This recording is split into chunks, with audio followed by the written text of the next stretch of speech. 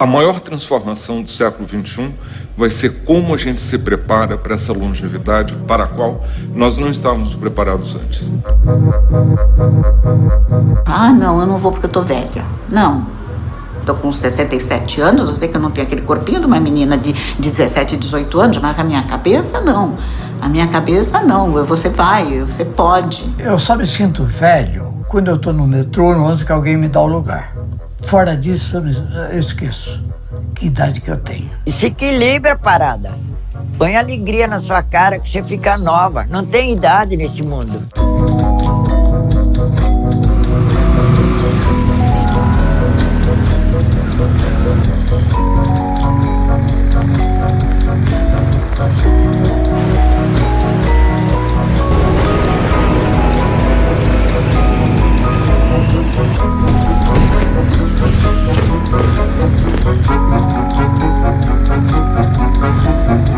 Eu comecei a surfar aos 58 anos. 60 anos saltando de paraquedas. Você imagina, ele tem hoje 89 anos. A primeira tatuagem minha eu fiz com 72 anos. Quando ele passou no vestibular, foi a alegria de todo mundo. E eu fiz 11 maratonas e fico assim muito feliz por poder correr.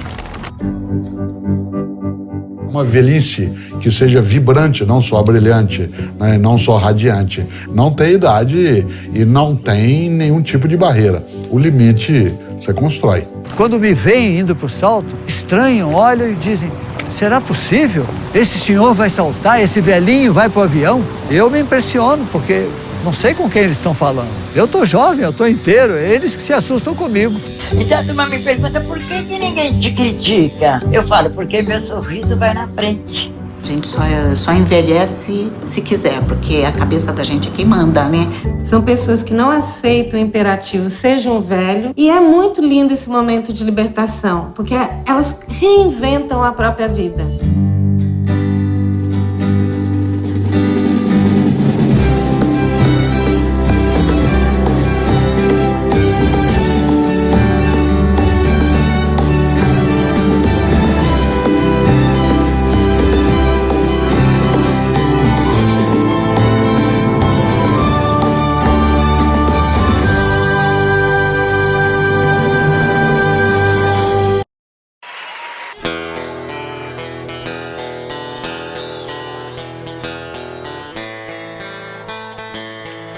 Olá pessoal, hoje nós vamos discutir mais um tema com vocês, tá?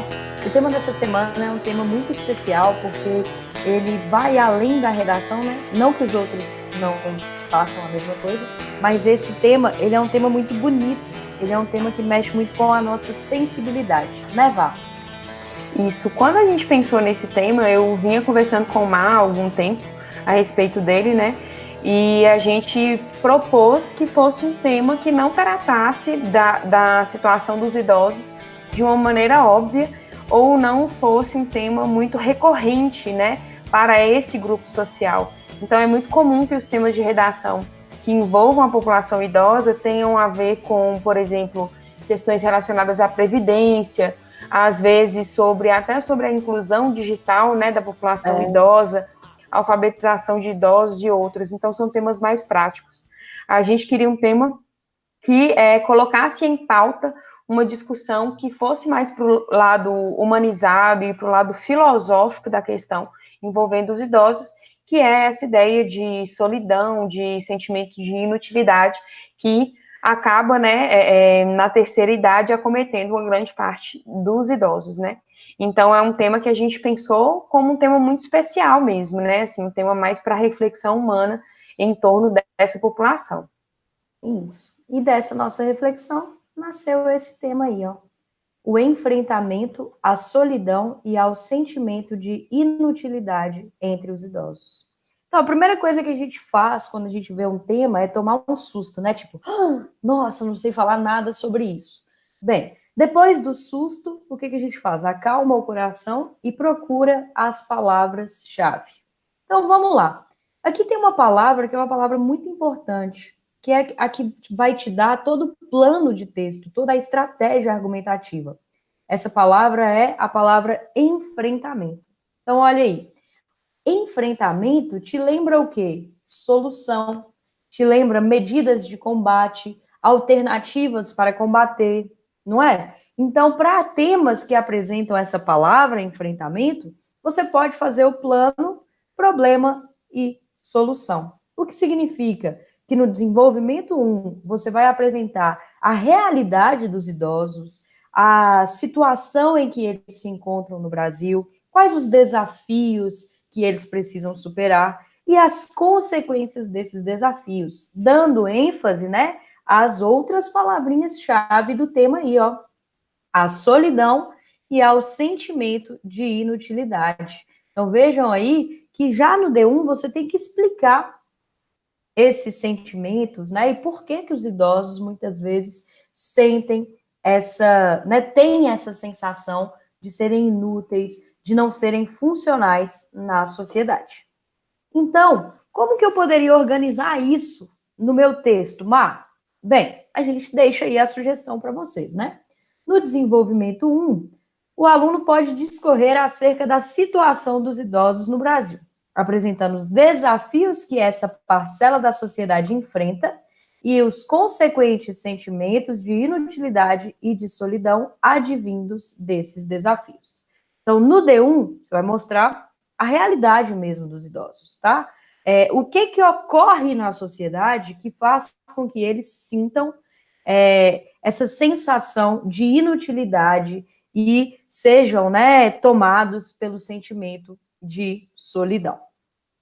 E no desenvolvimento 2, o que eu poderia falar? Bem, como o tema tem aquela palavrinha lá, enfrentamento, o que você vai fazer? Você vai apresentar a solução, não é? Então, você vai apresentar no D2 alguns mecanismos que já foram criados pelas esferas políticas e social, né? Que buscam enfrentar esse sentimento de inutilidade, né? E a própria sensação de solidão dos idosos. Mas aí, a primeira coisa que você tem que pensar, entre D1 e D2, sempre tem que ter conectivo. Então como que eu vou fazer essa ligação, entre o problema e a solução? Você pode usar um operador argumentativo que dê ideia de consequência. Então, olha lá, você pode apresentar alguns conectivos como em decorrência disso, como resultado, em virtude desse contexto. Por quê? Porque você vai apresentar o contexto em que o idoso se insere lá no desenvolvimento 1, e aí no desenvolvimento 2 você fala, em decorrência desse contexto, já foram criados mecanismos de enfrentamento à solidão e ao sentimento de inutilidade entre os idosos. E aí você pode citar alguns desses mecanismos, tá? Mas aí você tem que lembrar o quê? Que depois do seu D2 vem a conclusão, ou seja, a proposta de intervenção. Então, lembra o que a gente falou na aula passada? Todo D2 tem que terminar, tem que ter uma problematização. Então, o D2 tem que ter uma problematização. Então, você vai apresentar aí que existem esses mecanismos, mas que esses mecanismos não são suficientes. E aí você mostra por que eles não são suficientes. E aí você fala, por exemplo, dos altos índices de depressão entre idosos, né, o próprio suicídio. Então, a manha é essa, fazer no D1 a apresentação do problema e no D2 apresentar as soluções já criadas, mostrar que elas não são suficientes. Tranquilão? Essa estratégia que Má falou, só para a gente, né, fechar essa parte e partir para o interior de cada um desses parágrafos. Isso que Má falou é o seguinte, o seu desenvolvimento 1, esse que é o plano de texto, essa que é a estratégia textual para um tema como esse, né? Então, o desenvolvimento 1, qual que é o papel dele? Mostrar a situação vivida pelo idoso. Então, como que você vai mostrar isso? A partir de uma discussão que pode envolver causas e consequências. Então, por exemplo, eu posso mostrar que o idoso sofre com uma desvalorização social, que ela é refletida no seu próprio dia a dia, a gente não precisa ir muito longe para ver que essa desvalorização ocorre, né? O idoso é sempre visto como aquele que atrapalha o cotidiano, né? Ele é muitas vezes visto pela população como aquela pessoa que vai, sei lá, para o supermercado e vai aumentar a fila e que vai atrapalhar todo mundo no banco e que vai ficar na praça ali só passando tempo. Então, essa visão social em torno do idoso, ela é refletida nesse sentimento, né? Ela resulta nesse sentimento. E aí, isso se soma a uma série de situações, né? Uma desvalorização econômica, uma questão que pode envolver aí a discussão da Previdência, pode envolver toda a logística do aparelho estatal e, por exemplo, das instituições não estarem preparadas para receber a pessoa idosa. Então, isso tudo pode ser visto no primeiro desenvolvimento. Porém, é uma situação muito ampla e que envolve muitas situações. Então, o aluno ele vai ter que ter a capacidade, lembrando que tudo que a gente está falando aqui em cima do tema envolve a competência 3. Ele vai ter que ter a capacidade de fazer essa organização que Má propõe aqui nesse slide.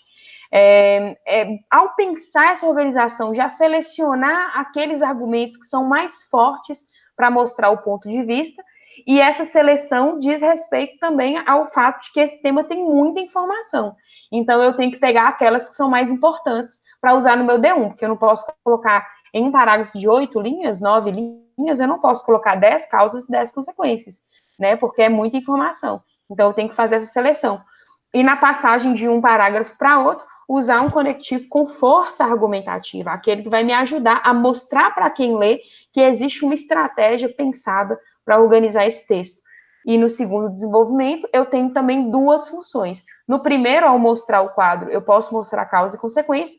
No segundo, ao mostrar as soluções, eu tenho que problematizar as soluções já adotadas. Então, eu pego ali a primeira parte do parágrafo para mostrar o que já foi feito, a segunda parte para mostrar por que essas ações não foram suficientes, e essa segunda metade do texto eu abro o caminho para a minha proposta de intervenção. É isso que vai formar, na competência 3, a chamada unidade de sentido, unidade textual, que é a organização e a relação entre as ideias de cada parágrafo, né? Isso. E como é interessante, né, Vá? Eu estava pensando aí, enquanto você fazia esse resumo, né, de como orientar o texto, aí eu estava pensando que só nisso eu já sei quais são os conectivos que você vai usar. Então, por exemplo, no D1 você vai fazer uma causa e consequência. Então, de um período para o outro, muito provavelmente você vai usar um por conseguinte ali no meio, ou uma ideia de consequência mesmo, ou consequentemente, ali no meio do D1, para mostrar as consequências. Aí no D2, como seu primeiro período vai falar das medidas já criadas, no segundo período do D2, então talvez eu inicie com um conectivo de oposição. Então, eu falo lá que existem as medidas e tal, e aí eu coloco ponto. No entanto, tais medidas ainda não são suficientes, uma vez que... Então, assim, quando a gente faz esse trabalho, né, como você diz, já pensa na unidade textual, os próprios conectivos, eles vão surgindo, porque as relações já são bem estabelecidas. É isso que o Enem chama de projeto de texto, né, Vá? Isso, quando eu penso no D2, você falou aí, eu posso usar uma oposição, no entanto, eu posso usar também uma concessão. Vamos supor que eu já usei oposições anteriormente e eu quero variar o meu vocabulário, variar o uso dos meus conectivos. Uso uma concessão. Porque uma concessão, ela dá uma oposição. Isso. E aí eu vou usar, por exemplo, um embora, né? Porque no interior do parágrafo, o embora ele não precisa estar antecedido de um conectivo, né? Ele pode ser usado já para iniciar a frase.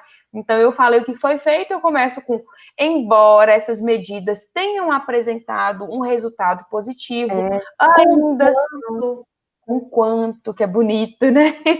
Eu acho com quanto bonito, posto que tem ideia de concessão, tá, galera? Posto que não é causa, então, posto que caberia aí também. Isso. E aí eu uso essa concessão ali no interior do parágrafo, fica bonito, fica variado, né? Eu não faço uma repetição de várias oposições, né? Eu posso ir alternando. Então, é bom a gente já refletir nisso antes de começar a escrever o texto, né? Porque a minha estratégia textual, o meu projeto de texto, já me leva aos conectivos que eu vou usar. Exatamente. E aí, vocês têm que lembrar que o que acontece? O Enem, ele cobra de vocês a seleção de fatos, argumentos, informações e opiniões em defesa de um ponto de vista. Então, o seu parágrafo do desenvolvimento, para você, assim, arrasar lá na competência 3, ele tem que ter todas essas questões aqui, tá bom? Fatos, argumentos, informações e opiniões em defesa do ponto de vista. Então, olha lá, a gente vai apresentar para vocês aqui, ó, nesses 2 argumentos aí, alguns argumentos e informações, tá bom? E depois a gente apresenta os fatos. Então, olha lá, no D1, o que a gente precisa fazer? Já falamos, né? Nós vamos apresentar os desafios que os idosos enfrentam e demonstrar como esses desafios causam um sentimento de inutilidade e de solidão a essa parcela da sociedade. Aí, eu posso colocar lá algumas informações, como, por exemplo, o processo de envelhecimento populacional do Brasil, a quantidade de idosos em nosso país, não é? Então, olha lá, os idosos já representam 14,3% da população brasileira e são fruto de um processo de envelhecimento populacional que indica a melhoria de qualidade de vida e desenvolvimento do país. No entanto, em organizações ocidentais como a nossa, né, muitas vezes as pessoas são valoradas por sua funcionalidade e utilidade, principalmente frente ao mercado de trabalho. Então, isso é uma informação, isso é um argumento. Olha lá, o Brasil, ele tem uma pirâmide etária aí, uma pirâmide que mostra o crescimento populacional que tem se encaminhado para uma sociedade mais idosa. E aí, a nossa sociedade ainda associa as pessoas à sua funcionalidade no mercado de trabalho. E o que isso causa? Então, olha aí, em decorrência disso, é recorrente que passem, né, que os idosos passem a ocupar, ao olhar social, o lugar de peso ou de gastos para os cofres públicos. Então, pelo fato de as pessoas sempre associarem o ser humano, a sua capacidade, a sua funcionalidade para o mercado capitalista, o idoso acaba sendo visto como um gasto, um peso, não é? Já que ele representa o quê? A parcela, entre aspas aí, inativa da sociedade. E o que ocorre com isso? Nesse contexto, o preconceito e o discurso de ódio é que ganham força, né? E aí, esse preconceito e esse discurso de ódio, eles ainda são respaldados pelo quê? Pela precariedade dos serviços geriátricos do país, né? E pela falta de cuidado com relação a políticas públicas voltadas a essa parcela, né? E aí, como consequência, nós temos os idosos aí como o segundo lugar, o grupo no segundo lugar dos grupos sociais que têm seus direitos violados. Então, essas ideias poderiam ser desenvolvidas no D1, né, Val? Essa questão aí do idoso ser visto, né, esse olhar social do idoso, ele é respaldado, né, pela ausência ou pela ineficiência das políticas inexistentes.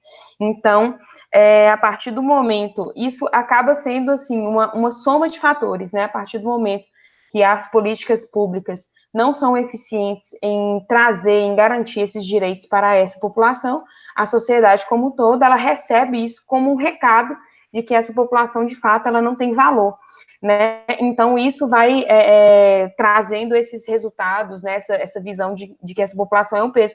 E desconsidera, por exemplo, o fato de que a população idosa, embora não seja uma população ativa em termos de trabalho, é parte, sim, da atividade econômica do país, porque essas pessoas, elas já contribuíram a maior parte da vida para o sistema previdenciário, elas já contribuíram para a economia e elas agora estão recebendo de volta um direito que foi garantido ao longo da vida e, a partir desse direito, que é, por exemplo, a aposentadoria, elas conseguem contribuir economicamente para o país, porque, querendo ou não, essas pessoas compram, elas consomem, elas viajam, elas precisam ir ao médico, elas compram remédios, então elas, o tempo todo, elas fazem parte de toda a dinâmica social e econômica de que o país precisa para se movimentar.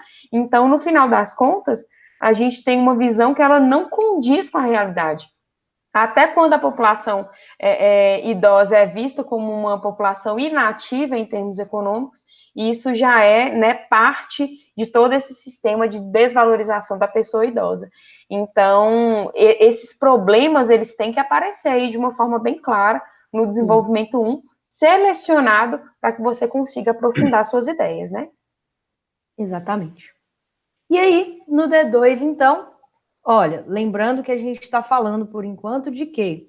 De argumento, informação e opinião. Os fatos nós vamos falar daqui a pouco. Então, essa partezinha aqui ainda não é suficiente para você tirar os 200 lá, os tão buscados, né? 200 na competência 3, tá bom? E no D2, então, o que eu apresentaria? Os mecanismos de combate existentes, né? E mostrar por que esses mecanismos não são suficientes. Então, olha aí, né? Existem políticas de proteção aos idosos, existe o Estatuto do Idoso, existe a Política Nacional do Idoso, né? Existem algumas leis específicas de municípios, como as que estão no texto de apoio. E o que essas leis elas vão procurar, né? O que elas buscam? Elas buscam sensibilizar a sociedade, né? Toda lei tem sempre um caráter de prevenção, um caráter de sensibilização. Então, elas vão buscar sensibilizar a sociedade com relação à importância de garantir os direitos dessa parcela populacional. Mas essas leis... Pode falar, vá. Eu ia falar o seguinte, o texto de apoio vai ajudar nisso, porque os 2 últimos textos, um deles mostra uma ação da Prefeitura de Montes Claros, né, que seria aquelas transmissões, aqueles vídeos para estimular os idosos a se manterem em casa, mas permanecerem ativos, né, são vídeos de alongamento, de exercícios físicos que podem ser feitos no ambiente doméstico. Outras prefeituras têm feito isso, outros estados têm feito isso, e também já existem outras políticas em torno dessa situação ali, né, que, por exemplo, o SESC já faz uma série de ações com a população idosa. Então, essas ações, elas são comuns, mas às vezes elas não têm a capacidade de atingir todo esse público, né? Então, a gente tem agora uma limitação maior, que é a limitação do espaço físico, né?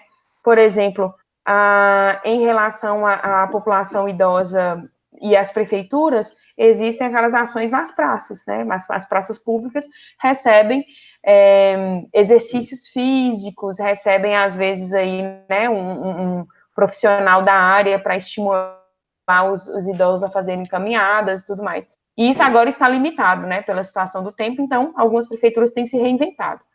É importante que nesse texto, seja aí nesse D2, lá na segunda parte, trabalhado quais são os problemas, né, que impedem essas ações de ganhar uma maior eficiência.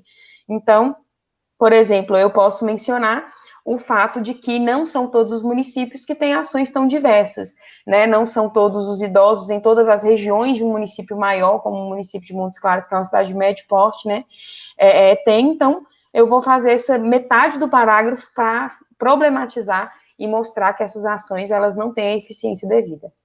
Exatamente. Então, esses seriam os 2 argumentos para você desenvolver. Lembra que você ainda tem que comprová-los, tá? No seu desenvolvimento 2. E como que eu comprovo, Mar, para chegar lá nos 200 da competência 3? A partir da utilização dos repertórios socioculturais, ou do próprio repertório do texto de apoio, né? E das estratégias argumentativas. O que são estratégias argumentativas? Um exemplo é o argumento de autoridade, que é quando você coloca uma frase de uma pessoa especialista naquele assunto para respaldar o seu argumento. Então, um exemplo aí, é um livro que eu acredito que, se vocês não leram, vocês conhecem, sabem do que se trata, é um livro de Simone de Beauvoir que chama A Velhice. Nesse livro, ela trata exatamente da forma como a sociedade enxerga, né, a população idosa. Então, ela vai desde aquela desmitificação de uma ideia romântica de que a terceira idade é a melhor das idades, até a forma como realmente a sociedade enxerga o idoso como, na verdade, um peso, como uma vergonha secreta, né, dos seus idosos. E aí a gente separou para vocês duas citações que poderiam ser utilizadas. A primeira é essa aí, ó. A sociedade só se preocupa com o indivíduo na medida em que ele é lucrativo. Os jovens sabem disso. Sua ansiedade, quando entram na vida social, coincide com a angústia dos idosos, pois são excluídos dela. Então, vamos supor que você vai falar lá que nas sociedades ocidentais há essa, né, valoração do indivíduo pela sua capacidade frente ao mercado de trabalho. Então, você pode comprovar isso com essa citação aí de Simone de Beauvoir. Outra citação que você teria que parafrasear, né, porque ela é muito grande, é esse trecho aqui, ó. Como todas as situações humanas, a velhice tem uma dimensão existencial, modifica a relação do indivíduo com o tempo e, portanto, sua relação com o mundo e com sua própria história. Por outro lado, o homem não vive nunca em estado natural na sua velhice. Como em qualquer idade, seu estatuto lhe é imposto pela sociedade a qual pertence. É porque, assim, a Simone de Beauvoir, ela é uma filósofa, né, escritora, filósofa existencialista e tudo, e teórica social, né, da área da sociedade, de analisar a sociedade.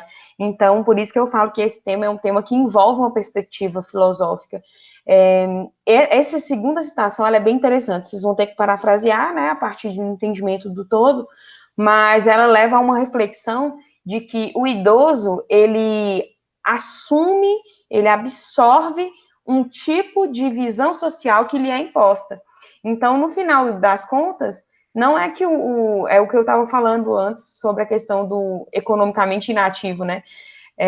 Não é que o idoso seja inativo, não é que ele seja inútil, não é que ele seja, né, assim, não é que esse seja o status que a velhice carrega, mas esse é um status que é direcionado à velhice, imposto à velhice, e que o idoso, a partir de toda a convivência social, né, com toda uma sociedade estruturada para imaginar as coisas dessa forma, ele acaba assumindo esse papel, né, e desenvolvendo todos esses problemas, como, por exemplo, né, problemas mais graves, né, em torno disso, como depressão, suicídio e outros, né. Isso me lembra, Mai, fica como sugestão para vocês assistirem, eu posso disponibilizar o link, o vídeo gravado pelo Lima Duarte, que é aquele ator, né, que todo mundo conhece, ele tem 90 anos de idade. Ele fez um vídeo direcionado ao Flávio Migliacci, que é aquele ator que suicidou, né, cometeu autoextermínio e tudo, há umas 2 semanas, mais ou menos. E nesse vídeo, é um vídeo muito emocionante, é um vídeo curto, né, deve ter 5, 8 minutos, é um vídeo muito emocionante, que é impossível você ficar alheio ao que ele fala, porque ele vem falando que, ao Flávio Migliacci, né, que ele entende o lado dele, mas que não teve a mesma coragem que ele de acabar com a própria vida, né, assim, ele não usa essas palavras, mas fica claro que ele quer dizer isso, né, eu entendo o nível de desespero que te levou a cometer esse ato, mas eu não sou tão corajoso. Então, ele começa a falar sobre isso, e sobre como que ele se sente, depois de ter contribuído tanto para o país, né, como que ele se sente abandonado, e como que a velhice é vista num país como o Brasil. Então, esse vídeo, ele ajuda a gente ter uma percepção sobre como que o idoso se sente diante dessa situação toda, né? Eu te entendo, Miliaccio. Eu te entendo. Porque eu, como você, somos do teatro de arena. Eu tenho 90, você com 85, quando eles promovem agora a devastação dos velhos. Não podemos mais. Eu não tive a coragem que você teve. Mas espera aí, meu amigo, eu vou logo. E para terminar, para os que ficam, eu quero lembrar uma das falas de Pedro Ráqueras em Os Fuzis da Mãe Carrara. Os que lavam as mãos o fazem numa bacia de sangue. Exatamente. E aí, outro argumento de autoridade seria esse texto de Vinícius de Moraes, que fala também dessa mesma questão que a gente estava discutindo aí com Simone de Beauvoir e com o vídeo do Lima Duarte. Então, fica a sugestão para depois vocês lerem esse texto, tá? E podem utilizar algum trecho dele. Ele tem umas metáforas muito bonitas. Então, depois vocês vejam, tá bom? E tem também outra estratégia argumentativa, que seria a utilização de dados, de estatísticas. Então, vamos lá. A depressão é uma das doenças mentais que mais atinge os idosos. De acordo com o IBGE, pessoas com idades entre 60 e 64 anos representam a faixa etária com maior proporção, 11,1%, entre os 11,2 milhões de brasileiros diagnosticados com a doença, e este índice vem aumentando com o passar dos anos. Então, veja aí, né, que os idosos já representam 11,1% das pessoas diagnosticadas com depressão no Brasil. Aí, de acordo com a Organização Mundial da Saúde, o Brasil possui mais de 28 milhões de pessoas idosas, 13% da população do país. Esse número deve dobrar nas próximas décadas, conforme projeção divulgada pelo IBGE em 2018. Segundo o Instituto, a expectativa de vida cresceu. Então, se nós temos aqui um número grande de pessoas com depressão e vamos aumentar o número de idosos, esse número de depressão vai aumentar. E olha aí a fala do psiquiatra, né, Ricardo Barcelos Ferreira, dizendo que o idoso chega a tentar suicídio 7 vezes mais do que o adulto jovem.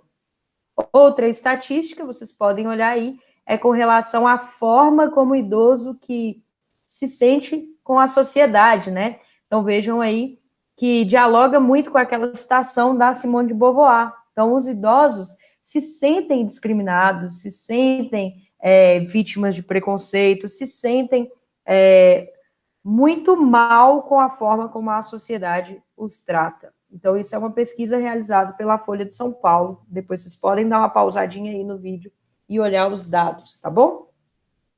E aí, outra questão que vocês podem utilizar são as ilustrações. Ilustrações são obras, no geral, tá?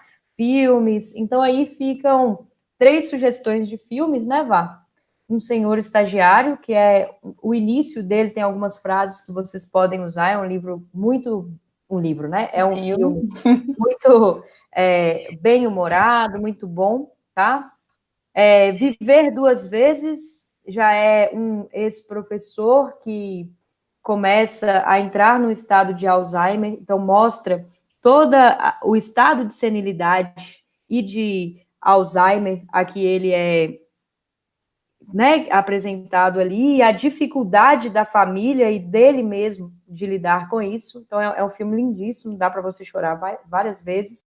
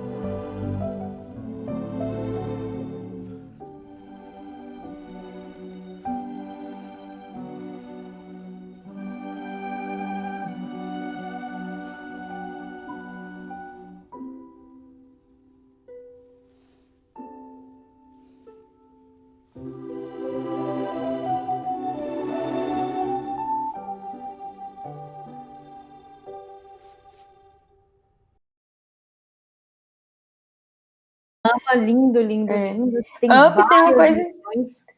Up tem uma coisa muito interessante. Um dos textos de apoio menciona sobre o poder da socialização para fazer com que os idosos, né, tenham uma qualidade de vida.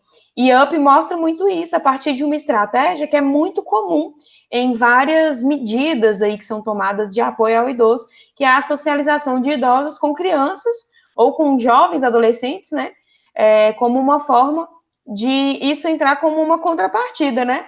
Isso me lembra, Mar, aquela campanha do CNA, desculpa, Hans, fazer propaganda para né, a concorrência, mas o CNA, há alguns anos, fez uma ação muito legal, né, que era para os meninos e os jovens, adolescentes, crianças, treinarem a conversação em inglês a partir de videochamadas com idosos lá dos Estados Unidos que estavam nas casas de repouso, né, porque é um hábito muito comum lá que o idoso seja enviado para uma casa de repouso, ainda que a família tenha condições de criar no âmbito doméstico, né.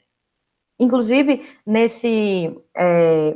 nessa fala da OMS, falava exatamente disso, que os idosos que vivem em casas de apoio têm mais chances de desenvolver a depressão, pelo fato de serem retirados... Estarem longe, do convívio familiar e tudo, né? Isso. Aí outras 3 sugestões para vocês, tá? Amour, que é um filme que ganhou vários prêmios, depois vocês vejam, e é lindíssimo. Antes de Partir, que é ótimo. Bem-humorado. Também, leve. E essa série aí, da Netflix, se chama Método Kominsky, que também é muito boa, são 2 amigos idosos e cada um vivendo a sua dificuldade aí, tá? E aí, fica para vocês também um exemplo de um livro, né? A gente não pode deixar de falar de um livro. Esse livro, né, Vá? Memento Mori, que significa, né, lembra-te de que vais morrer. Ele vai mostrar, então, todas as aflições da terceira idade, vocês podem procurar sobre ele aí e podem citar também para qualquer tema que envolva a terceira idade, a velhice, né? E, por último, uma notícia boa, olha lá, uma reportagem aí, tá, da Você S.A., e ela fala de quê? Que algumas empresas, elas têm criado programas para contratar profissionais mais experientes. Então, inclusive aquele filme, ele tem a tradução, né, exatamente desse programa, que são programas que buscam contratar pessoas já aposentadas, acima de 60 anos, para enriquecerem a empresa e para voltarem para o mercado de trabalho. E aí, vocês vão ver que são iniciativas muito interessantes. Quem tiver a curiosidade de assistir ao filme O Senhor Estagiário, é exatamente isso que acontece com ele. Então, vejam como isso muda a rotina dele. Muitas empresas têm valorizado, né, esse estilo aí de contratação de pessoas idosas como uma forma de troca de experiências e que essas pessoas possam contribuir, né, com a experiência de vida que elas têm naquelas áreas e enriqueçam aí todo o staff, né, que compõe essas grandes empresas, né. Então, é bem interessante e entra também como uma proposta de intervenção, né, Mar? Pode ajudar. Exatamente. Como o detalhamento da proposta de intervenção. Quando você cita algo que já existe, lá como um exemplo, já é o detalhamento da sua proposta de intervenção. Bem, galera, no final dessa discussão, nós convidamos uma pessoa muito, muito especial, principalmente para mim, tá? Eu sei que o vídeo aí ficou um pouquinho maior, mas tenham paciência, lembrem que redação é uma matéria que acaba que a gente discute muito, e eu sei que vocês vão ouvir aí, é bem mais leve do que fazer qualquer fórmula de química ou qualquer coisa de matemática, né? Então, a pessoa super especial que nós convidamos é minha avó, que vai falar para vocês um pouquinho sobre como ela se sente nesse momento aí nessa tenra idade que é a terceira idade. A avó já tem vai fazer 90 anos esse ano e ela tem muita coisa aí para falar para vocês, ok? É isso. Então tá, galera, fiquem aí com a palavra da avó de Marina, muito fofinha. Que chama Maria da Penha, mas não é a da lei. E esperamos que tenha ajudado aí essa condução, vocês a conseguirem organizar esse tema, né? E aproveitem, né? Mesmo que extrapolou um pouquinho o tempo, mas aproveitem essa fala aí, que ela é muito legal. Exatamente. Então, tchau, pessoal. Tchau. Beijos. E tem que ficar firme até parar a gravação.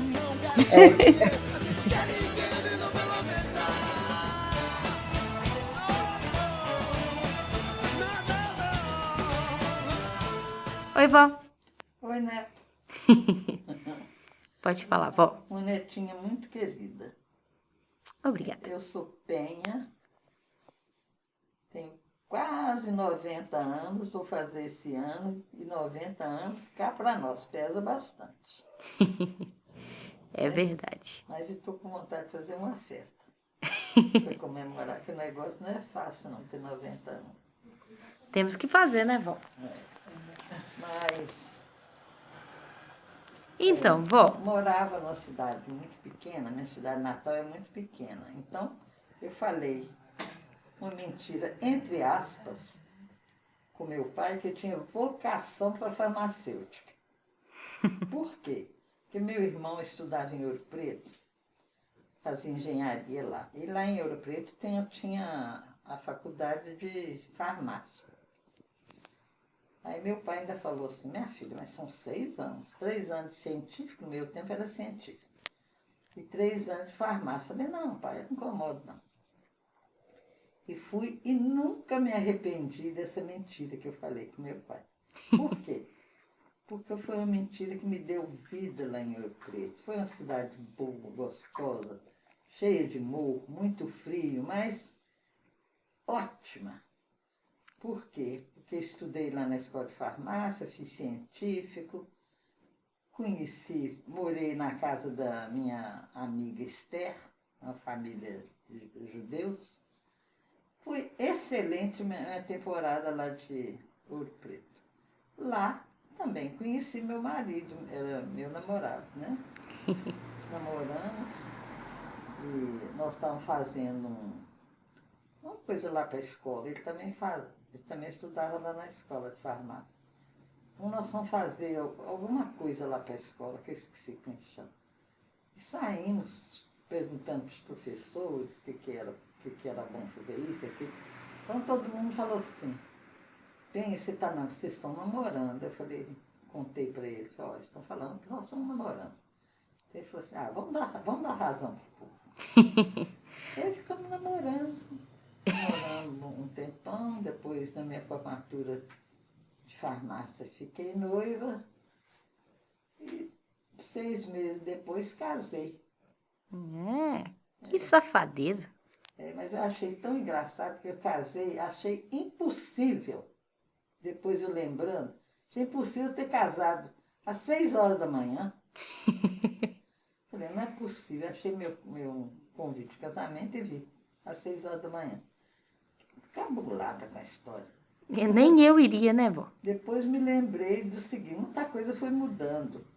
A gente casava, por exemplo, na igreja, na hora da missa. Antigamente não tinha missa de tarde, não. Era só de manhã. A última missa era às 10 horas da manhã. Se eu casasse nessa missa, não ia dar tempo de eu ir para Valadares, onde eu tomaria o avião e iria para minha lua de mel. Entendeu? Então eu fiz todo esse cronograma para poder chegar, casar e viajar para Valadares, onde eu tomaria o avião e iria para Belo Horizonte para fazer depois fui para... Esqueci como chama o lugar. São Lourenço? Não, para fazer minha lua de mel, foi lá em São Lourenço, não era? São Lourenço, foi. Então foi tudo muito legal, muito agradável. E vó? Vivi 52 anos com meu marido, um casamento legal, alegre, sempre feliz. E tivemos 9 filhos, todos amados, graças a Deus. E vó? Uma vida bem vivida. O que a senhora acha da terceira idade? Da terceira idade? Dizem que é a melhor idade. Eu não sei se é, não. A idade que a gente cansa, né? A velhice, se você encarar a velhice mesmo, não é aquela coisa boa, é diferente, você vê. Você anda um pouco, você cansa. Depois do almoço, nem sempre. Hoje eu dou uma boa dormida depois do almoço. A velhice, assim, não é ruim, não, mas não é a melhor idade, isso é bobagem. E do que a senhora mais sente falta, vó? Quais as dificuldades que a senhora tem por causa da velhice? Por causa das dificuldades? Exatamente isso, essa falta de ânimo, a gente cansa, não é? Eu podia andar uma opção, olha gente, morei em Ouro Preto, terra de morro. Hoje se eu ando muito, eu canso.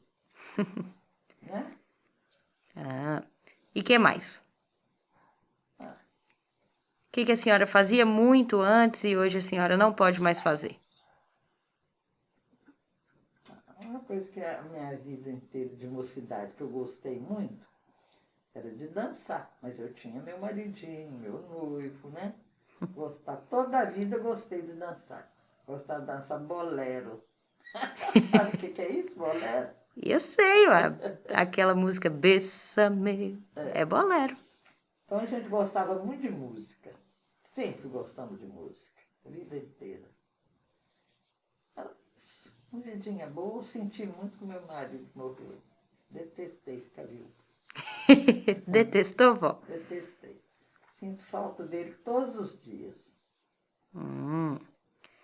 E o que a senhora falaria, assim, para as pessoas jovens, o que elas devem esperar da velhice? Bom, cada idade é sua época. Você é jovem, aproveita a sua juventude, porque ela passa. Ela passa e chega na velhice. Velhice, eu não posso falar que a velhice é uma idade ruim. Não, não é não. Entendeu? Mas tem as suas limitações. É claro que tem as suas limitações, né? Hoje, por exemplo, todo mundo... vamos fazer isso? Ela não pode, não. Eu me chamo muito de ela, sabe? O negócio é ela. Ela não pode. Eu sinto que às vezes eu estou dando trabalho para os outros. Ela não pode fazer isso, ela não pode fazer aquilo. Então, ser ela não é tão bom assim. Então tudo bem. Então manda um beijo para o pessoal. Manda um beijo, vó. Um beijo para todo mundo. Um abraço bem apertado da minha netinha querida Marina. Eu tenho 20 netos, todos muito amados. Eu sou a mais amada, né, vó? Uma das. Então, tá bom. Manda um beijo pro pessoal, vó. Um beijo grande para todo mundo. Adorei. Gosto muito de viver, gosto. Que bom. Viva bastante. Quero viver bastante. Mas... Quero viver bastante. Não quero passar de 100, não. Mas isso aí até dá porque eu posso dar. Do jeito aí. Aí, vó, ficou ótimo.